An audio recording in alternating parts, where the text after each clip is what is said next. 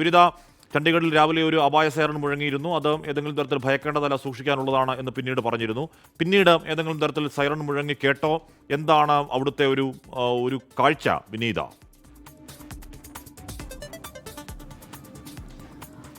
ഹാഷ്മിത് സൂചിപ്പിച്ചതുപോലെ രാവിലെ ഒരു 10 മണിയോട് കൂടിയാണ് ചണ്ഡീഗഡിൽ ഒരു അലാറം മുഴങ്ങിക്കേട്ടത്. അത് വലിയൊരു രീതിയിൽ ആളുകൾക്കിടയിൽ ഒരു ആശങ്ക ഉണ്ടാക്കിയിട്ടുണ്ട്. കാരണം ഏത് നിമിഷമാണ് ഒരു ആക്രമണം ഉണ്ടാകുന്നത് എന്ന് നമുക്ക് പറയാൻ കഴിയില്ല.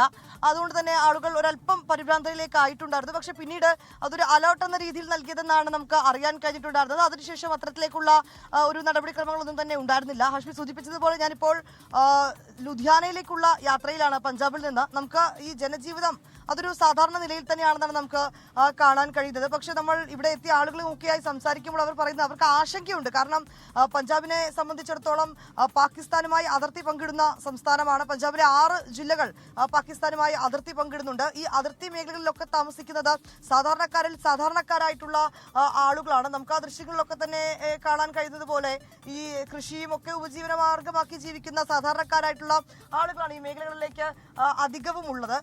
ഈ മേഖലകൾ കേന്ദ്രീകരിച്ചുകൊണ്ടാണ് കഴിഞ്ഞ ദിവസവും ഒക്കെ ആക്രമണം ഉണ്ടായത്. ഇതിൽ ഇന്ന് രാവിലെയും അമൃത്സർ കേന്ദ്രീകരിച്ച് ഒരു ആക്രമണത്തിനുള്ള ഒരു സാധ്യത ഉണ്ടായിരുന്നു. ആ ആക്രമണം സൈന്യം ശക്തമായി തന്നെ അതിനെ തകർത്തു എന്ന റിപ്പോർട്ടുകൾ കൂടി നമുക്ക് ലഭ്യമായിട്ടുണ്ട്. ഇന്നലെ പത്താൻകോട്ടിലെ സൈനിക കേന്ദ്രങ്ങൾ ലക്ഷ്യം വെച്ചുകൊണ്ടായിരുന്നു ഇന്നലെ ആക്രമണം ഉണ്ടായിരുന്നത്.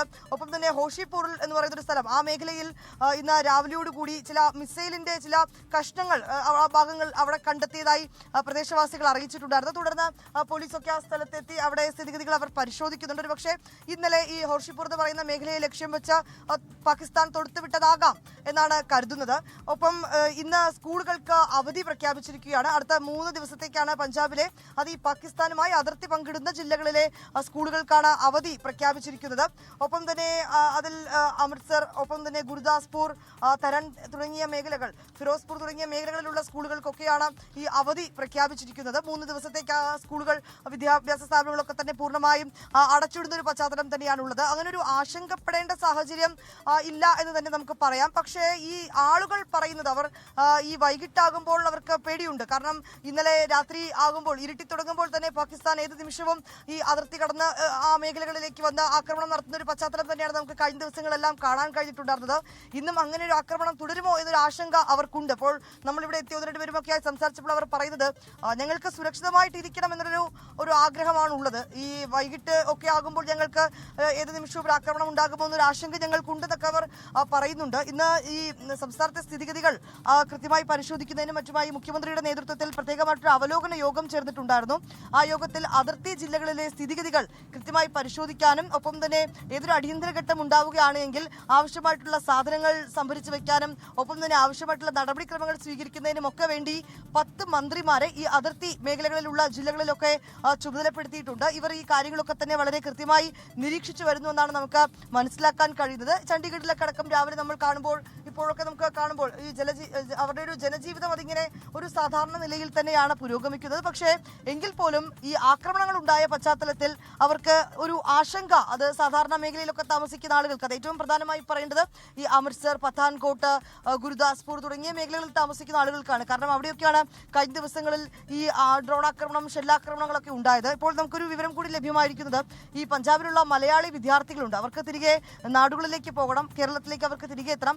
അതിനു വേണ്ടിയിട്ടുള്ള തയ്യാറെടുപ്പുകൾ ഇവിടെയുള്ള ഓൾ ഇന്ത്യ മലയാളി അസോസിയേഷന്റെ നേതൃത്വത്തിൽ അവർക്കത് ചെയ്തു നൽകിയിട്ടുണ്ടെന്നാണ് നമുക്ക് മനസ്സിലാക്കാൻ കഴിയും. നമ്മളിപ്പോൾ ആ മേഖല കേന്ദ്രീകരിച്ചാണ് നമ്മൾ പോകുന്നത്. അവരിപ്പോൾ അല്പസമയത്തിനകം ലുധിയാനയിലേക്ക് എത്തിച്ചേരും. അവിടെ നിന്ന് അവർക്ക് പ്രത്യേകം ഒരുക്കിയിരിക്കുന്ന വാഹനത്തിൽ അവർ തിരികെ നാടുകളിലേക്ക് എത്തുമെന്നാണ് അറിയിച്ചിരിക്കുന്നത്. ഈ സമാന രീതിയിലേക്കുള്ള ആശങ്ക തുടരുന്ന പശ്ചാത്തലത്തിൽ കൂടിയാണ് ആ വിദ്യാർത്ഥികൾ പഞ്ചാബ് വിട്ട് തിരികെ സുരക്ഷിതമായി അവരുടെ നാടുകളിലേക്ക് മടങ്ങാനുള്ള ഒരു തീരുമാനം എടുത്തിരിക്കുന്നത്.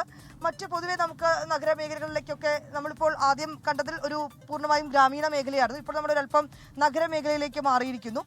ബാക്കി ജനജീവിതമൊക്കെ തന്നെ ഒരു സാധാരണ നിലയിൽ പുരോഗമിക്കുന്ന കാഴ്ച തന്നെയാണ് ഹാഷ്മി നമുക്ക് കാണാൻ കഴിയുന്നത്. ഏറ്റവും കൂടുതൽ പഞ്ചാബിനെ സംബന്ധിച്ചിടത്തോളം ഏറ്റവും കൂടുതൽ ആശങ്കപ്പെടുത്തുന്നത് പാകിസ്ഥാനുമായി അതിർത്തി പങ്കുവയ്ക്കുന്ന മേഖലകൾ തന്നെയാണ്. ആ മേഖലകളിലേക്കടക്കം വലിയ ജാഗ്രതാ നിർദ്ദേശങ്ങൾ നൽകിയിട്ടുണ്ട്. ഒപ്പം തന്നെ ചണ്ഡീഗഡ് ഉൾപ്പെടെയുള്ള മേഖലകളിൽ ഇന്ന് അലാം മുഴങ്ങിയതും ചെറിയൊരു ആശങ്കയ്ക്കൊക്കെ തന്നെ ഇടയാക്കിയിട്ടുമുണ്ട്. ഹാഷ്മി, ഓക്കെ, സ്വാഭാവികമായും ഇന്നലെ കണ്ട അവിവേകമൊക്കെ നമ്മൾ കണ്ടതാണ്. സ്വാഭാവികമായും അപായ സൈറൺ മുഴങ്ങുമ്പോൾ ആശങ്ക സ്വാഭാവികമാണ്. പക്ഷേ ഈ പറയുന്ന പാകിസ്ഥാനുമായി അതിർത്തി പങ്കിടുന്ന നീളൻ അതിർത്തി മേഖലകളിലൊക്കെ വലിയ സുരക്ഷാ ക്രമീകരണങ്ങൾ ഒരുക്കിയിട്ടുണ്ട്. അവിടെ കൃത്യമായ രീതിയിലുള്ള സുരക്ഷാ ഓഡിറ്റ് അടക്കം നടക്കുന്നുമുണ്ട്. പാകിസ്ഥാനുള്ളിൽ ബലൂചിസ്ഥാൻ ലിബറേഷൻ ആർമി ആഞ്ഞടിക്കുന്ന സമയം കൂടിയാണിത്. അവർ കൊറ്റ പിടിച്ചതിന് പിന്നാലെ ദേരാബുക്തിയിലെ ഓയിൽ ഫീൽഡ്, ഗ്യാസ് ഫീൽഡുകൾ പിടിച്ചതിന് പിന്നാലെ കൂടുതൽ ആക്രമണങ്ങൾ അവർ നടപ്പാക്കുന്നു. അവരുടെ ഒരു ആക്ടിവിസ്റ്റ് എഴുത്തുകാരനൊക്കെ ഉണ്ട്, മിറിയാർ ബലൂച്ച് എന്നാണ് പേര്. അദ്ദേഹം ഇപ്പോൾ ആവശ്യപ്പെടുന്നത് to win this war and punish Pakistan, Baloch defence expert says India must not delay in providing military support to Baluch who are controlling 46% of land. എന്ന് പറഞ്ഞാൽ ഇന്ത്യ ആയുധം നൽകണമെന്നൊക്കെ ആവശ്യം അവർ ഉന്നയിച്ച് തുടങ്ങുന്നുണ്ട്. അത് നടക്കുമോ ഇല്ലയോ എന്നുള്ള അത് മറ്റൊരു കാര്യമാണെങ്കിൽ കൂടിയും അവസരം മുതലെടുക്കാൻ ബലൂചിസ്ഥാനും ആഗ്രഹിക്കുന്നു. അതിൽ ഏറ്റവും പറഞ്ഞ് അവസാനിപ്പിക്കുന്നത് Baloch are winning because they are born to fight, Pakistan is losing the war because they are paid to fight എന്നാണ് പറയുന്നത്. അപ്പോൾ ഇന്ത്യയുടെ സഹായമില്ലായ്മ അതിനൊക്കെ അപ്പുറം അവിടുന്ന് അതിർത്തിയിൽ നിന്നും ഈ ബലൂജ് മേഖലയിൽ നിന്നും അവരുടെ പാക് സൈനികരെ അതിർത്തി മേഖലയിലേക്ക് മാറ്റുന്നതിൻ്റെ ഗുണഫലം ബലൂചിസ്ഥാൻ ലിബറേഷൻ ആർമി നന്നായി എൻജോയ് ചെയ്യുന്നു. അവർ ആഞ്ഞടിക്കുന്നു. അവർക്ക് ചെയ്യാൻ കഴിയാവുന്ന പരമാവധി ഡിസ്ട്രക്ഷൻ പാക് പട്ടാളത്തിന് അവർ ഉണ്ടാക്കുന്നുമുണ്ട്.